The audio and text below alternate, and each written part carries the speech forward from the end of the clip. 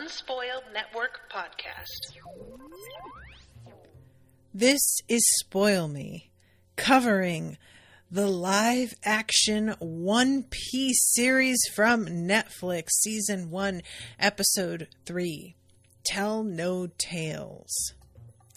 In this episode, we are meeting Usopp for the first time, and we're getting the Kuro pirate that I was hoping to see, but sort of wondering if maybe they would dance around.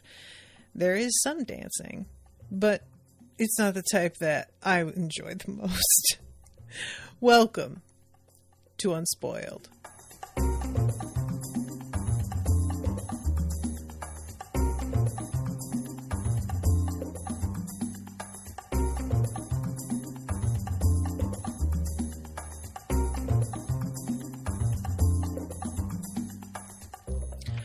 Welcome to the show, everyone. I am Natasha. Thank you very much to Gabby for commissioning this episode. You guys, this has been really fun because I've watched some of One Piece with Owen, but I've been watching this live action with him a lot more than I have watched the cartoon with him. And it's fun to see him being like, oh, what kind of gum fruit did he get? Was it this one? Was it this one? And he just tries to like guess what's happening. And, there's a lot of guesses in there that I feel like, that could have worked too. But he has a much better grasp of the spirit of what gum fruits are named than I did when I started this series. Because every time I find out what certain fruits are called, I'm like, really? That's it? That's just, okay, that's just what we're going with. All right. And I think that because like we don't get a reveal in this episode about what fruit he ate. It's just that we see a little bit of his powers, and that's kind of all we're getting in this one. It's just a little taste. So, I'm really, really excited because the atmosphere of this particular episode was so, what's the word? Claustrophobic, I think. I really found myself on edge, even though I know what's happening here. I know all where we're heading, and I still found myself kind of going like, oh God, guys, y'all have to get out of here. This is no good, So let's start at the beginning here, because as usual, I'm getting ahead of myself.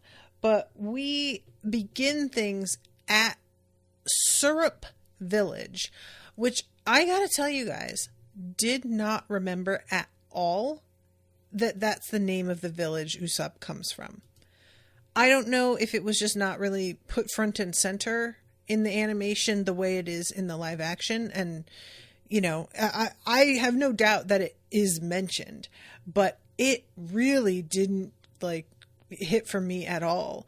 And I really kind of like that name. So I'm surprised that it didn't make more of an impression, but here we are.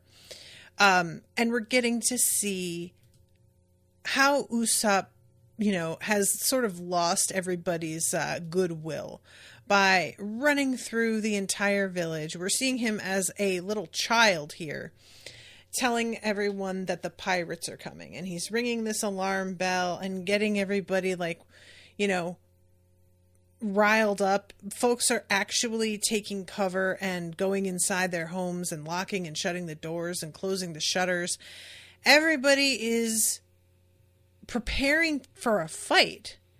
And then you have one person looking at him like a couple days later as he's running through and shaking their head going, nah, I don't think so. And the camera turns and we have got a grown Usopp. I think he's meant to be probably 18. I don't remember what age he's supposed to be in the show, but this guy to me looks like he's probably 24, but I bet he's younger than that. And he is still playing the same game. And there's somebody who's you have got to get your life straightened out. There haven't been pirates in years, and the way you keep doing this shit is pathetic. And I really felt like the way he says pathetic, I was like, that was harsh, even though I have absolutely no doubt that were I to be someone living in this town, I would have just as little patience. We get the title card for this one. A lovely long-nosed skull for the Jolly Roger. Delightful. I really enjoy this bit with the title card just being a different, like, Jolly Roger every time. It makes me so happy. I'm excited to see what else we get coming up. Seraphim says, Usopp is 17, same age as Luffy. Okay. For some reason, Usopp feels like he should be older than Luffy. But that's just sort of the vibe, because Luffy always feels really young. Like, he just feels younger than he's meant to be, you know? And that's not necessarily...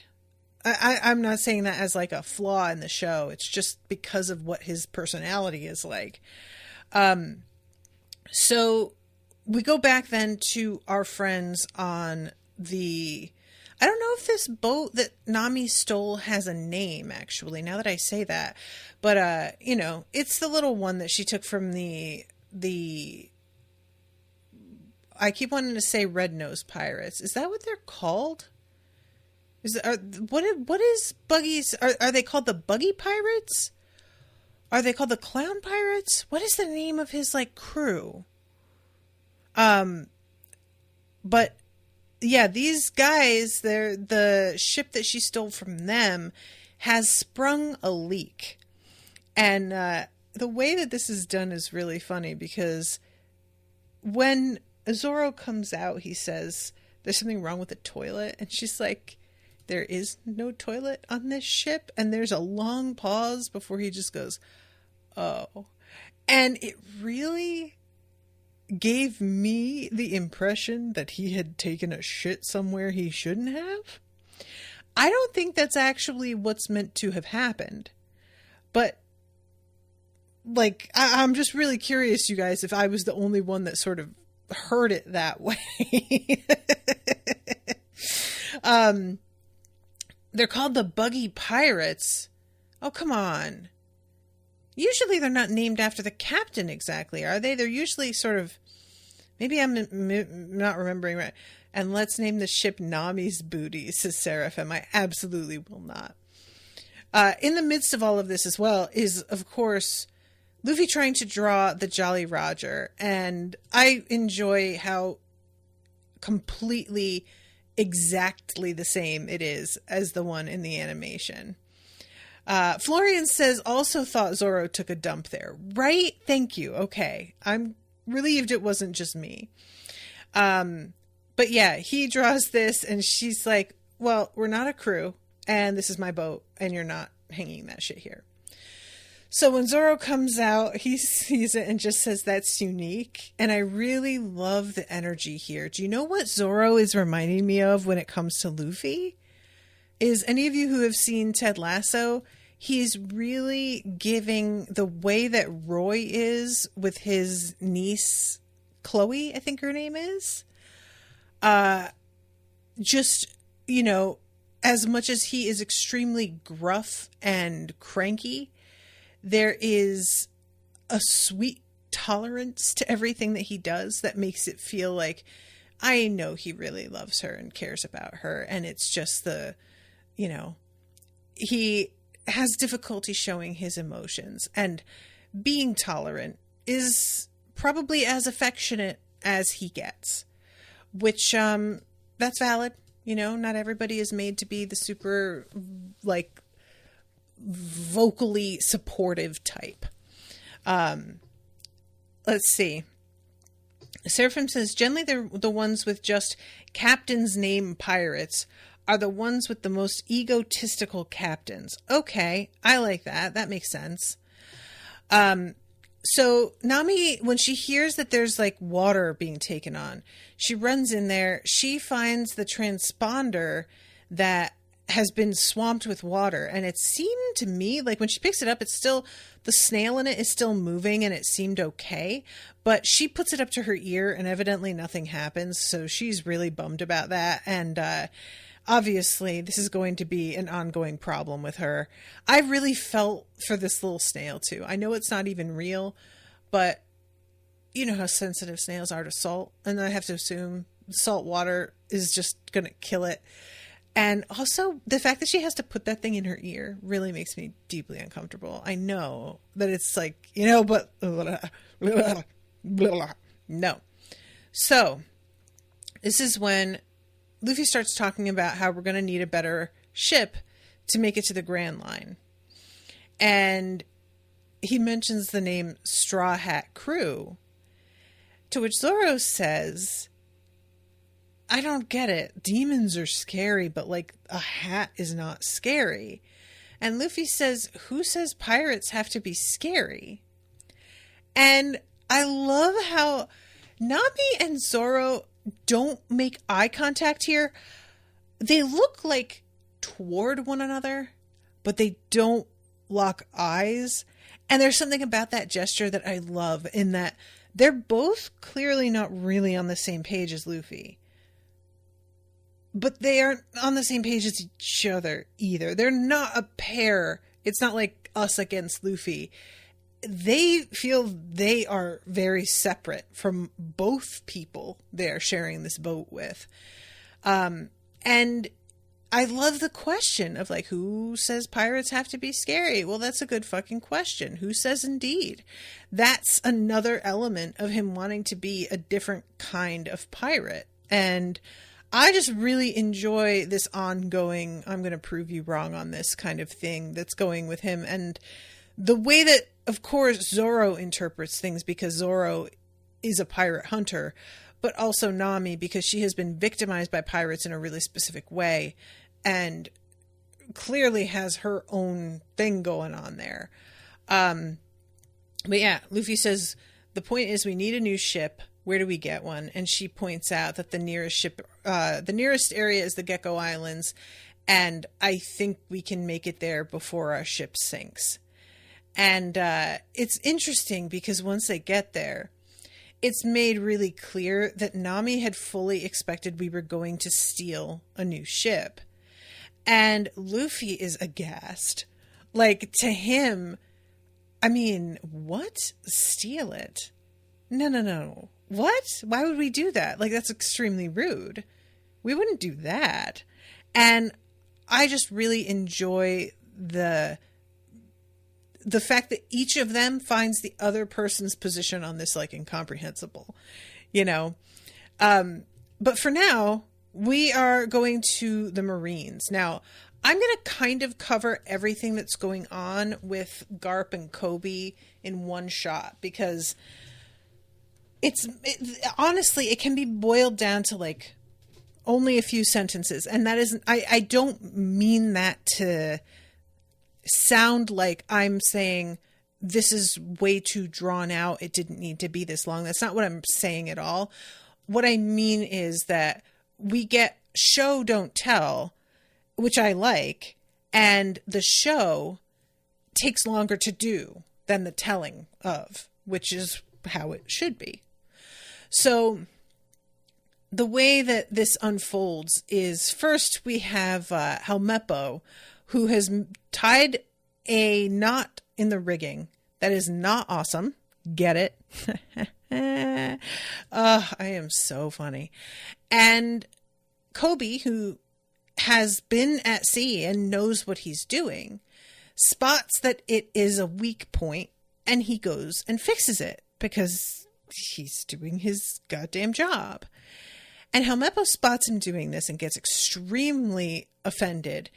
It's like a combination of simply, I can't believe that you're calling into doubt that I know how to do things. But mostly it's, I am outraged that you, an inferior cadet, are questioning me, considering my position on this ship, my position amongst everything, because of who my daddy is. And as soon as he like gets in Kobe's face on this, of course, then we have Garp who comes out and wants to know who tied that knot. And Helmeppo fully thinks Garp is about to yell at the person who did it. So he throws Kobe under the bus, so he thinks, and is like, oh yeah, he's the one who did it. And it turns out Kobe did a great job, and Garp can tell that he's like been on the sea before and knows what he's doing. And I don't know, the way that Garp says the next line, it indicates to me that he saw the bad knot that Helmeppo tied, but he basically just says to Helmeppo, I really expected better out of you. Like, your dad should have taught you more by now. It's kind of inexcusable that you don't know more. And this is one of those moments where I fully believe that this ship is like too small for Helmeppo to get away with too much. But if we weren't on this ship, I would feel like maybe Garp was making things worse for Kobe in the long run, because somebody like Helmeppo, if they are able to just like pinch and poke and bully a person in private into giving them credit, Helmeppo would absolutely do that shit. Like, that's 100% his personality. So for a minute, I was sort of like, oh man, dude, I know what you're trying to do. And I love this because I don't want him to keep like lording it over Kobe. But in a way, isn't this making things worse? And I stepped back and thought about it and decided, I don't think it is making things worse. I think that Helmeppo is too much of a coward to really do anything when everybody is in such close proximity. But could be wrong about that. We shall see. And overall, like, the vibe that you get from Garp. Oh, I'm sorry. There's a bunch of people here in the chat. Seraphim says, I love Luffy's main reason to be aghast at stealing the ship. Wasn't hating the idea of stealing in general, but that if the ship is going to be part of the crew, they shouldn't treat it so crassly. Yeah, it's very much like, oh my God, that is so gauche. Like, this ship is supposed to be a member of the crew, and we're just going to, like, what, rip it off from somebody? Like, no. And Seraphim says, between Garp and Bogart paying attention to the newbies, Helmeppo ain't getting away with anything. I keep forgetting about Bogart too. That's a good point, because he really does have his finger on the pulse of everything. So yeah, this like culminates in Garp. He wants to play a game against Kobe, and I can't remember the name of this game. But whatever it is, Kobe at first is losing. And Garp tells him, bro, you are overthinking everything. You have got to just go for it and stop like worrying so much, which I am so guilty of overthinking. I would absolutely be in Kobe's shoes here. And he tells Kobe, you've got to start acting decisively. And what he does is institutes a time limit on how long Kobe can take before he makes his next move, which I like. This is something that's kind of a great hack in general. If you are somebody who struggles with indecision, or if you are somebody who struggles with like procrastination as well, deciding to like put a timer on and just do as much as you can get done within that timer's limit. It's really, really shocking, you guys, how much you can get done in such a short time. Like, I have found that a big part of my procrastination is due to, and I anticipate things are going to take a lot longer than they actually end up taking. So I will put something off because I have this like, oh, it's going to be at least an hour to get it done, maybe longer. And then I put 20-minute timer on and I'm like, let me just do what I can for 20 minutes. And I finish it in 20 minutes. And then I have to step back and be like, oh my God, I've been putting this off for so long because I thought it was going to take ages. And it just was 20 minutes and I have been putting it off for so long. Like, just a tip from me to you. But yeah, this kind of thing of being like, you need a time limit on your turn. Anybody who has played a like board game with somebody who is really indecisive knows exactly this feel. This is the kind of thing that you have to do with certain players, because otherwise the game goes on for fucking ever. And I just really appreciate the whole way that Garp is like taking Kobe under his wing, because like we know, and I'm really kind of relieved at the way this shook out. I am at a point in the animated series where this has been discovered. Like I have gotten to the point where the reveal of Kobe and Helmeppo being taken under Garp's wing and taught, I now know, but that takes so much longer in the animated show to get to. And if this live action had come out when I wasn't as far along in the anime, this would have spoiled me potentially, which I think would, you guys are so conscious of that. I don't think you would have commissioned it. So I'm really relieved that I got to the point in the anime where this is revealed so that I was allowed to watch the live action, because I could easily see it just being like, you know, 50 episodes too early. And then I wind up having to miss out on the live for such a long time, which would have broken my heart. So anyway,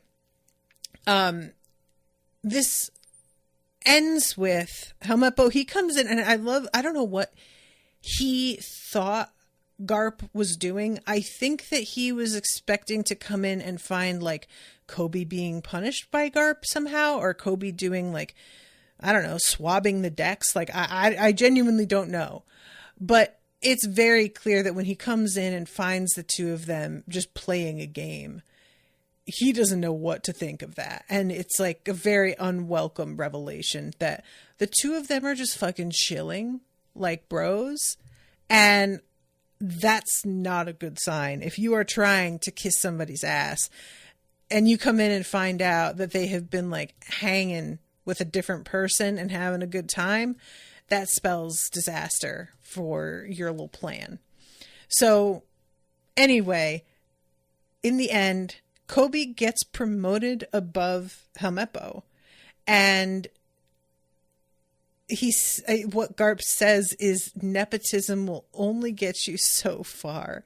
And I just kind of enjoy that the nepotism is being straight up pointed out in, you know, this is not subtext. This is the text. I'm here for it. I love this. And Helmeppo, I'm really like, just rise to the challenge, bro. Like he is such a goon, but I think he is potentially capable, you know?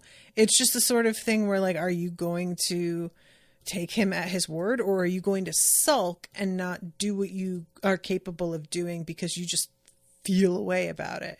Which I will confess, I have been guilty of in the past. Like, I'm not too good to admit that. I have definitely had moments where somebody has called me out for sort of like taking it easy on myself, and I really didn't appreciate it. I didn't like being called out that way, and I sort of sulked, and you're only hurting yourself. They're pointing it out because they are aware you can do better than you're doing, which is a compliment, really. Like, so anyway, that's pretty much everything for Kobe and Helmeppo.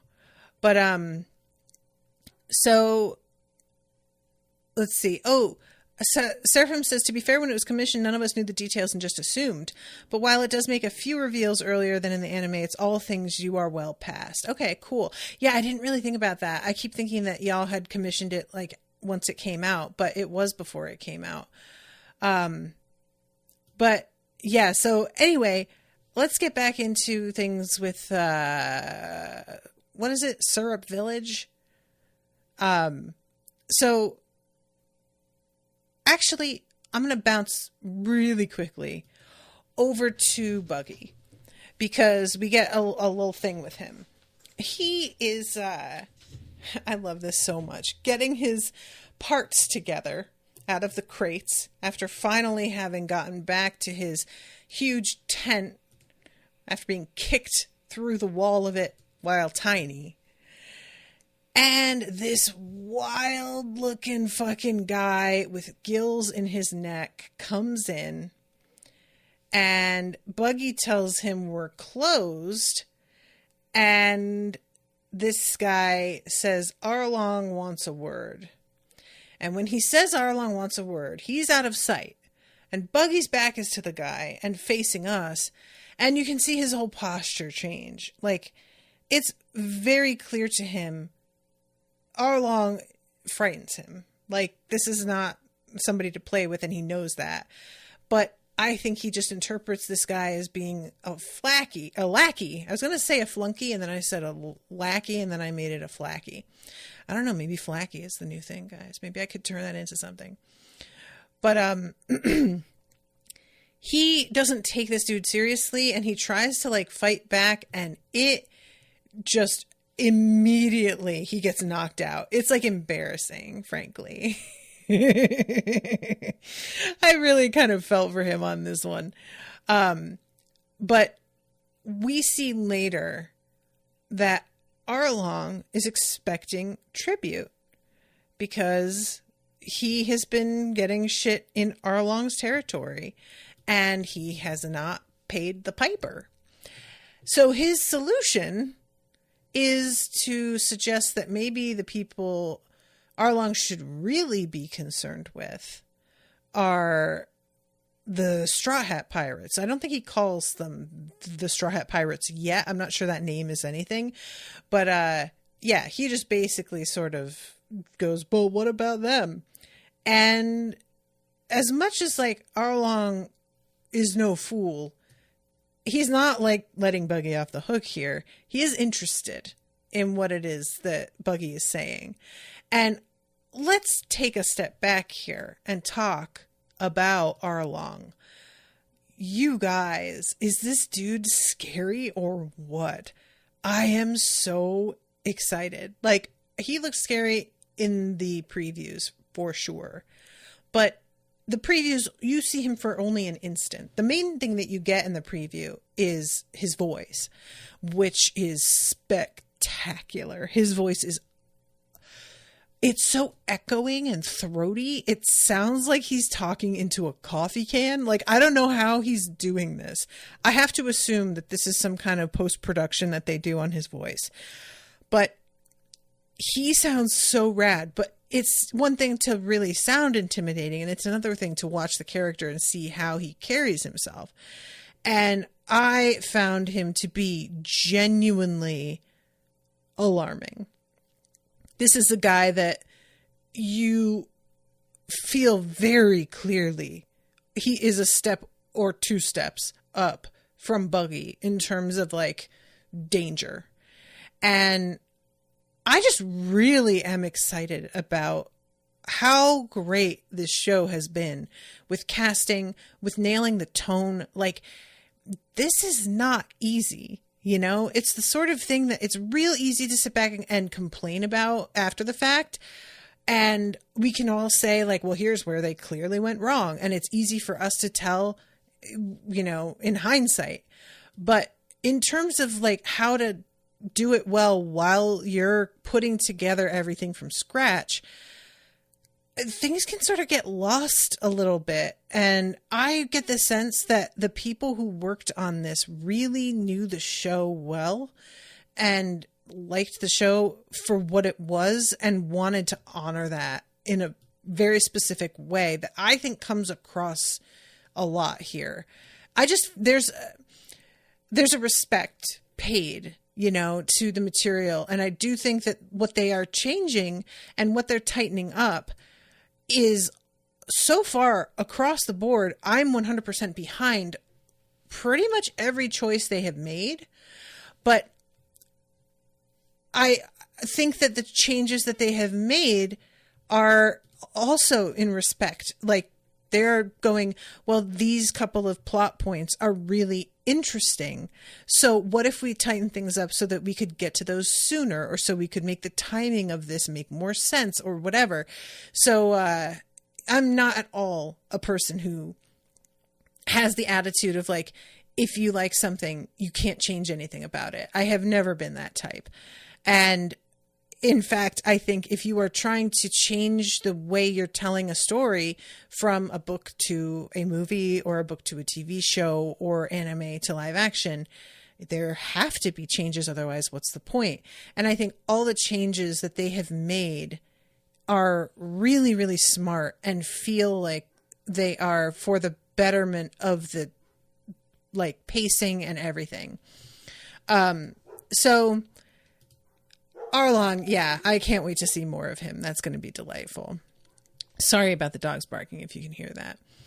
So, all right. We go to the scene where Luffy sees the Mary for the first time. And yet another thing, changing it to live action, in the anime, the Mary just sort of appears like as a gift, you know, so to all of them when they are ready to leave. And it's like, that's a thing in the anime, is that people could build a whole ship practically overnight. Like, it's very, very quick. And the show is establishing that this ship exists already. And, you know, it's not completely done from the way that it's being portrayed here, but it's something that Luffy has his eye on right away. And it turns out that, oh my God, Usopp, I wanted to say Sanji. Usopp is on the ship and he's like cleaning things out. He tries to present himself as having a much higher tier sort of job than he really does. And I love the reverence. Like, Luffy looks at the figurehead and raises his hand to it really slowly, like, is this real? Am I seeing this? And there's just something so sweet about it. Like, you guys know, I have never really been particularly into the design of the Going Merry. I found this ship, like, figurehead to be kind of weird and whatever. But again, it feels like somebody really respecting the source material here. And I have to imagine that this actor, he's like channeling this moment of playing this incredibly iconic role and seeing the fucking ship for the first time. Like, I don't think this actor is actually seeing it for the first time, but you know what I'm saying? Like, the whole approach here feels very much like, I can't believe I get to be here and be the one doing this. And I just really loved the awe of this moment. So there's a little back and forth here where Usopp tells him all of these unlikely things about how the ship is like, you know, the fastest, top of the line, pure luxury. And I don't know how much of the technical terms about, like, you know, the way it's built inside, how much of that is correct. We know that he is a born liar. So I'm not, like, he may not be lying entirely. There's certainly a possibility he's completely telling the truth. I don't know quite enough, so I won't cast aspersions. But he really has like a bit of a bonding moment here with Luffy. And I really want to talk about the actor who plays Usopp for a second. So Usopp, beloved character. You guys know how much I have grown to love him. He was somebody who really frustrated me a lot at first. And as time passed, I just was like, oh my God, I just felt for him so much, especially as a character who is in and amongst people with unbelievable abilities. And he himself doesn't have any, like, he starts off with no real gift beyond being able to use a slingshot pretty well and lying his ass off. And the only other person who doesn't have any, like, superpowers is Nami.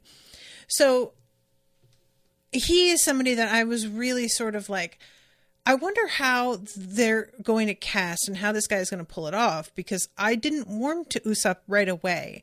I found him difficult to like initially due to a combination of how much he lies and the fact that he's a coward. And there was also like the weird aspect of his character where he is so like proud of the fact that his father never came home again. And from the little bit you get in this episode, it feels to me like they're going to handle that a bit differently. Because there's a moment where Luffy says, "I've met your dad. I know him." And he says, like, "You've hung out?" And when Luffy says yes, Usopp says, "Oh, that's cool."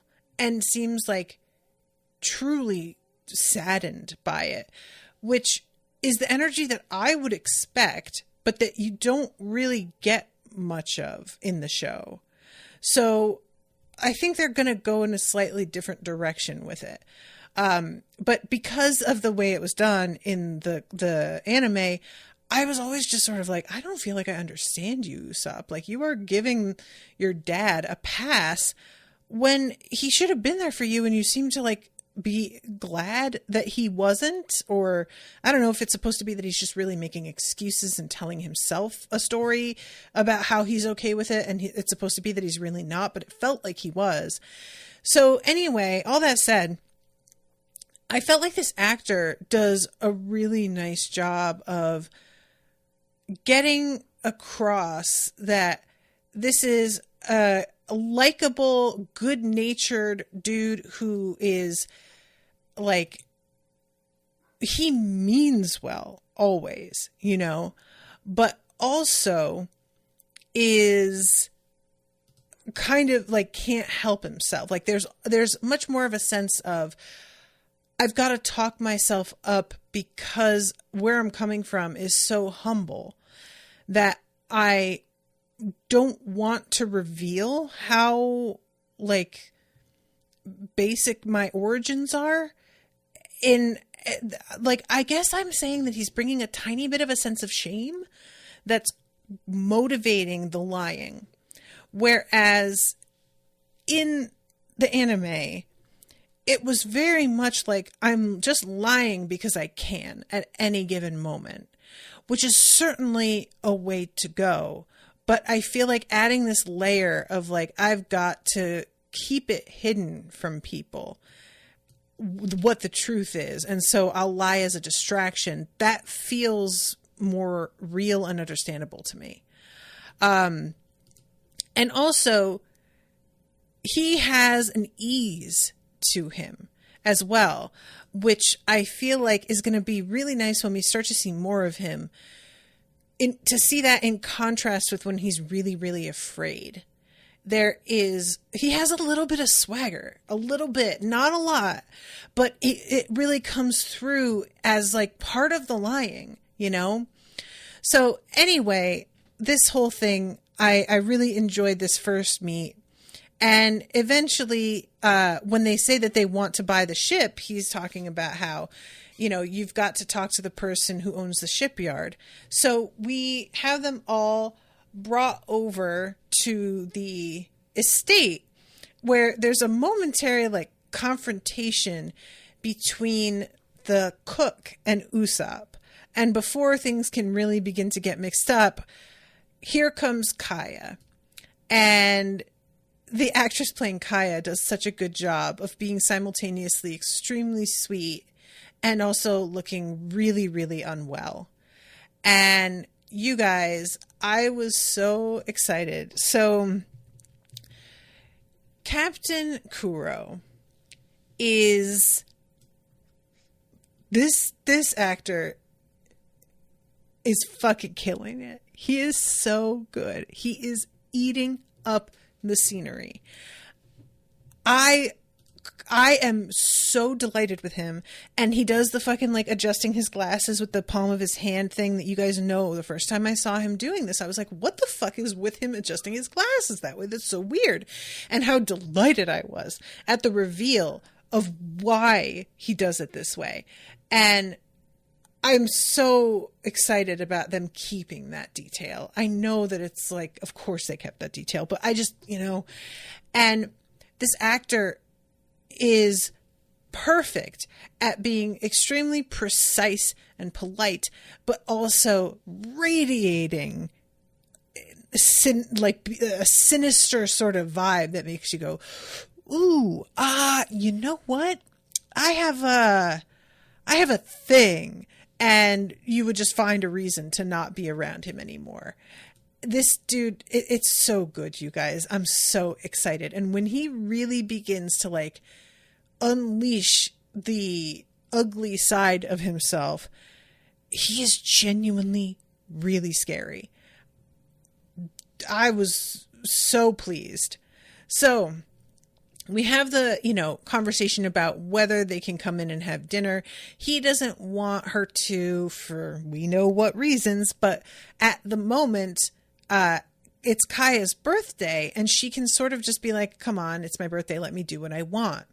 So everybody is invited in, but they are going to have to have baths and change into something more formal before they are allowed to have dinner with her. And this gives us a scene of just Kaya and Usopp together, where he is storytelling and she is very taken with the stories that he's telling. But also, as she's laughing and enjoying herself, she is still coughing, and it's made really clear like she is not doing great. So this there's a really interesting scene. It's kind of funny because, I mean, you guys know. So there's a scene where Nami is getting changed and she is really feeling a bit of a way about this massive closet full of clothes that are invaluable and just open for her to choose whatever she wants. She is somebody who doesn't have a lot. And if she could just like sell all these clothes, she'd probably have enough money to make up the difference on the debt that she's trying to repay. But she talks a lot about how like the rich don't have the same emotions you and I have. They don't understand caring about things the way that you and I do.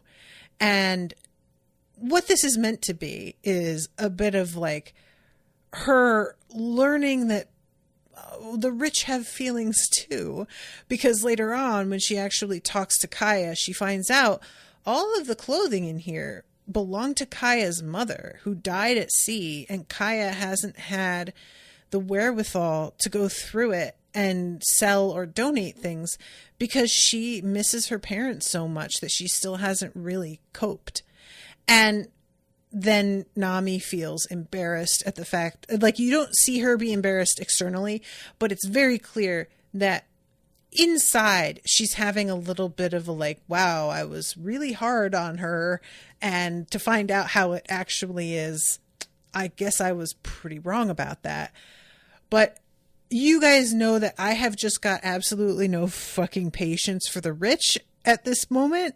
So while I understand the let's like have this moment and prove Nami wrong, most of me was agreeing with her, especially like the rich don't have the same emotions. Kaya is a very different case because she's like terminally ill and being manipulated by an external force. But honestly, when there are like people out there suffering and you have a huge amount of like possessions that you could sell and do some good with, and you just aren't, it's very difficult for me to not be like, do anything, do fucking anything. So yeah, her ranting against the rich, it's supposed to be a teachable moment, but I was frankly just nodding my head most of the time because like, I am a firm believer. There's a type of rich, there's a lot of people who, when you talk about fuck the rich, they think that you're coming at them. And it's like, are you a multimillionaire? No, then you're not the person I'm talking about. But I really do firmly believe there is a level of rich you cannot achieve unless you are a bad person. Like, to me, there is a threshold where what you have is more than adequate, and you should reach that and then be like, okay, well, mostly I'm just going to give the rest of this away. And if you don't feel the obligation to do that, I genuinely think there's something wrong with you. So I am, not trying to say, again, Kaya is because her situation is very unique. But mostly, I do tend to agree that, like, the emotions of the super rich are not the same as ordinary people. Because I don't know how you walk around in a regular ass village a half mile from your house where everybody is, like, scraping by and don't do something to help them. But this is just me on my usual fuck the rich soapbox, as I often get up on there, and I will be stepping down from it now. Sorry, Seraphim says, given what we know of the richest, most powerful people on the planet, the celestial dragons, really doubt Oda is trying to paint the rich as sympathetic in general, just that Kaya herself is. I would agree with that, yeah. And that's what I mean, is like, it felt like a bit of a, but again, her situation is just extreme. It's just extreme. She has an extreme situation going on. So let's see. I'm trying to jump around here because I want to make sure I have enough time to talk about everything, because I'm already running out of time.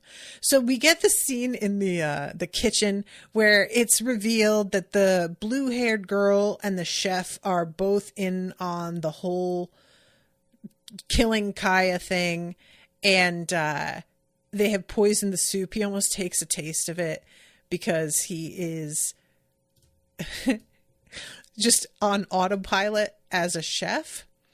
We have Kuro coming in and holding out a glass and saying, "What is this?"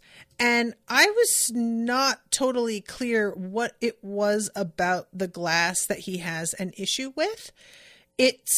I'm not sure that we're actually supposed to see what it is, but, and he has those like white gloves on as well in this scene, but, oh, it's got a little chip.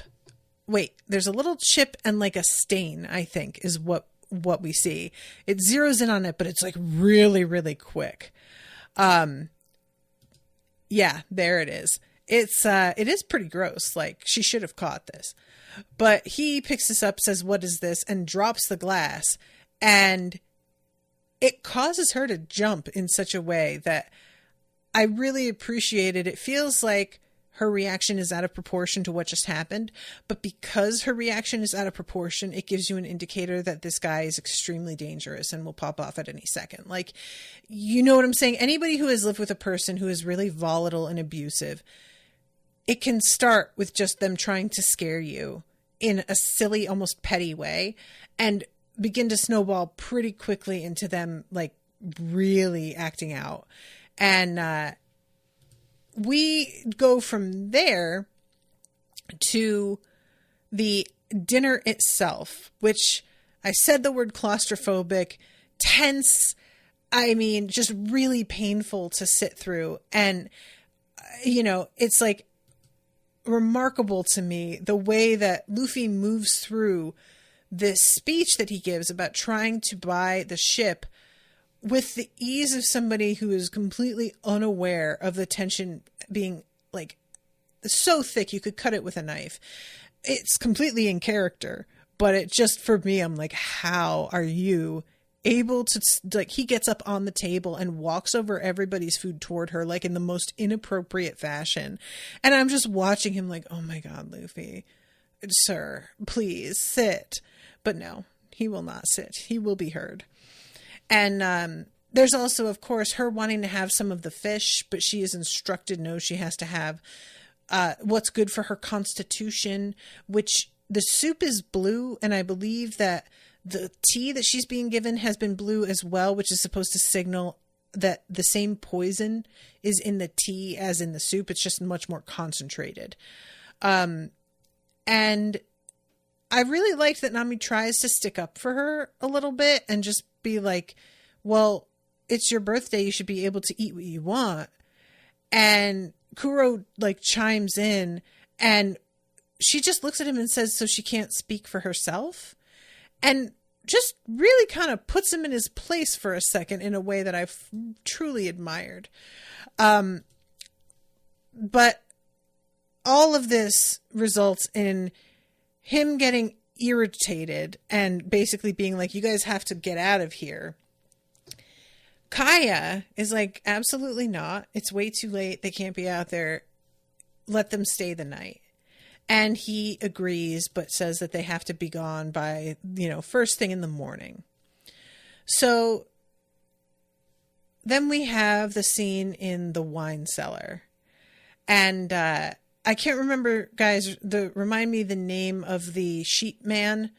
But he is the one that's like trying to represent Kaya. And he has seen that Kaya is supposed to be handing over all of the like shipbuilding business to Kuro.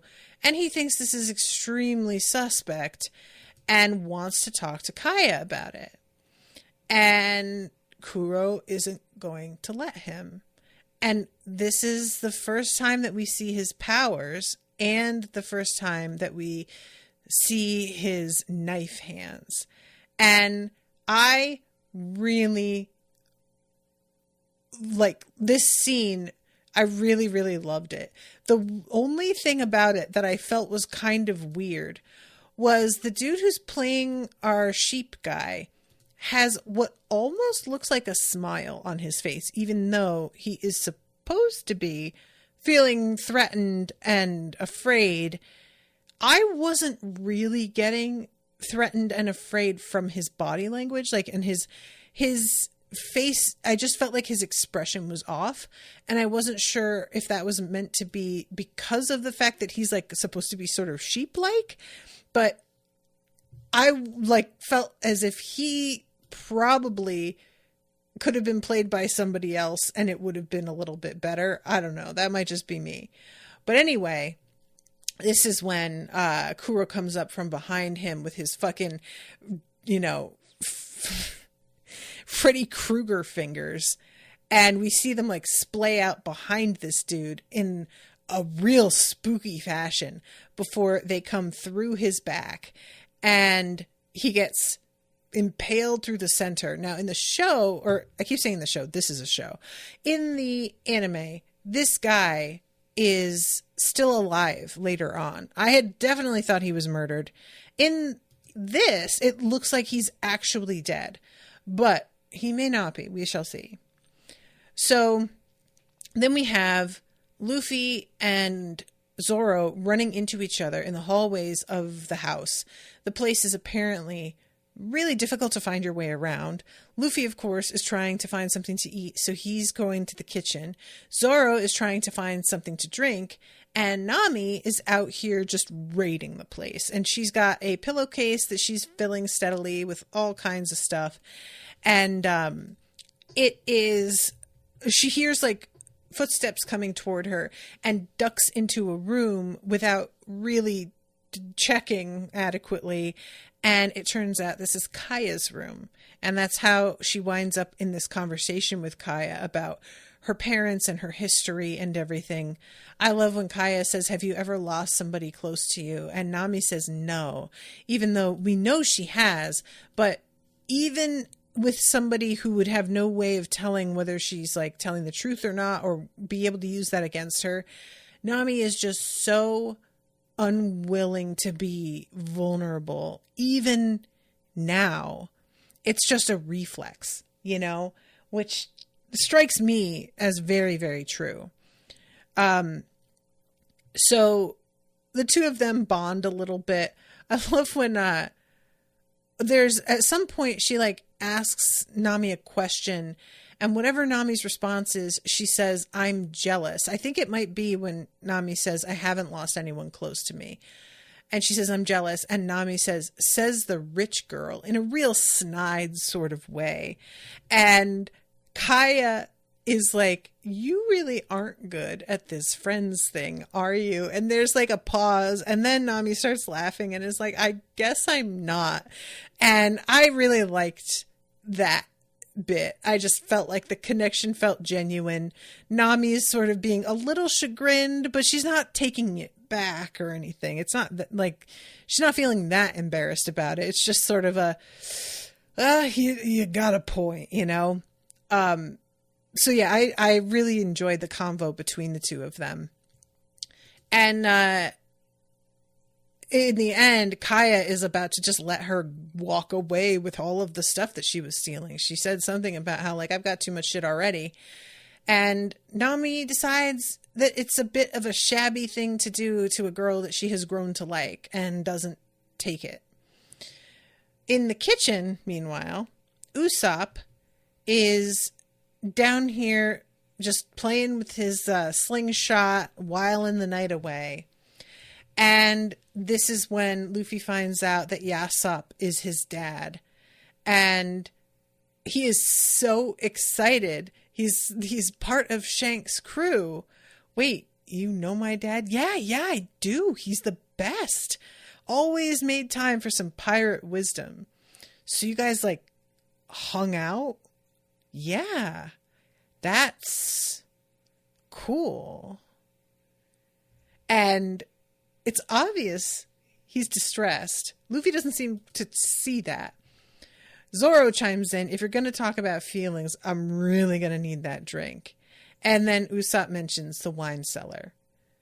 Of course, when they go down there, they find Sheep Man's body and begin to realize that some shit has gone quite wrong. And we then have the, like, Kuro comes in, well. It appears we have some rats in our cellar. Now, he lets Usopp run off and rightfully says, nobody is going to believe a thing that he says. So let him say what he needs to say. I don't think Luffy went to the basement with them. I'm pretty sure he didn't. So he isn't part of this yet. But we get a pretty funny moment where Zoro is about to fight Kuro. And he just gets bashed on the back of the head and goes down like a sack of flour. It's really, honestly hilarious because he's posturing so bad with these two swords. Looking tough as hell, like genuine. And then the way he just fucking hits the floor. Ugh, rough. So yeah, this is when Usopp runs off. These fucking two dump the bodies plus his swords down a well. Of course, assuming that these two are totally dead. We'll see about that. And Kuro himself is just trying to, like, keep things fucking quiet for right now. So I'm trying to jump ahead a little bit here. So yeah, this is when Usopp is running through the town, yelling to everybody that they're pirates, and nobody is believing him. It's also the middle of the night, which is interesting because I don't know how many times he's done this at night, but he, like, I would really think that if he has only ever done this during the day, if he starts doing it at night, that might get my attention slightly more. But it doesn't matter because in the end, he literally says there really are pirates. Why won't anyone believe me? And I was like, why will anyone? Sir, you know very well why. What do you mean? Come on. Like, all you have ever done is this over and over and over again. And he's sort of reminiscing here as we go into a flashback of him very, very young at his mother's bedside. And, you know, him telling her that his father's coming back soon. And then once he gets here, you'll be well again. And he, like, she says, of course, that's true. And dies, like, on the spot in a way that I was almost found kind of comical. Like, it's not, and she plays the scene well, but it was really a moment of like, wow, wow, right then. Okay. And as he's saying, like, why won't anybody believe me? He looks up and sees Kobe, who is saying, I believe you. And that's how the episode ends. Oh, right. Florian says Luffy stayed in the kitchen and ate the soup. I forgot about that. Because, like, I think I remember that he eats the soup in the anime as well. And obviously, like, that shit did not poison him. So I can't recall why not. If it's the fact that he's got the rubber powers that makes it so it doesn't affect him the same way, or what but yeah, that's right. Thank you for that reminder, because he picks the soup up and I had a moment of like, oh no. And then I thought, wait, I think I remember this. So yeah, that's the end of the episode. This is so much fun, you guys. I'm enjoying it so much. I'm really enjoying going through it with Owen. It's just a really fun thing to see someone who has only had a real tangential sort of like touchstones with this show, watching this and having like some frame of reference, but not knowing everything that's going to happen. And also, like, I really am curious, you guys, how many people there are out there who watched this without ever having seen the anime and not having any idea what the anime is like. Because I keep being brought up short as I realize how weird some of this might seem if you don't know what this world is like so far. We've got these like weirdo fishmen that are out here yelling at Buggy the Clown, and they're talking about like, oh, you humans. And it's very clear Arlong does not consider himself to be human.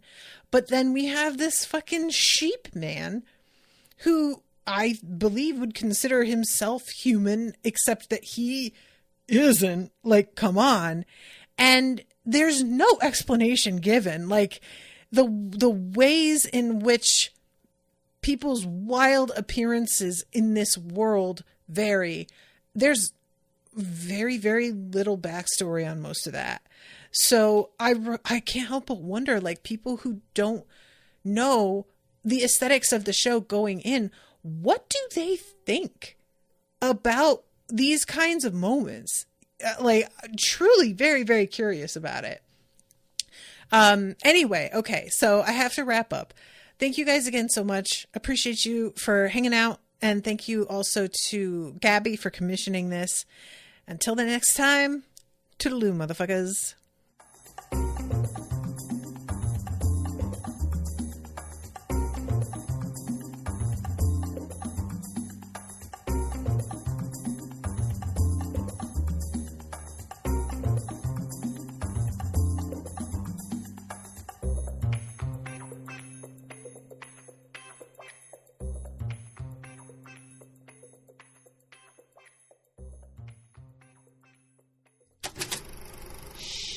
That was an Unspoiled Network podcast.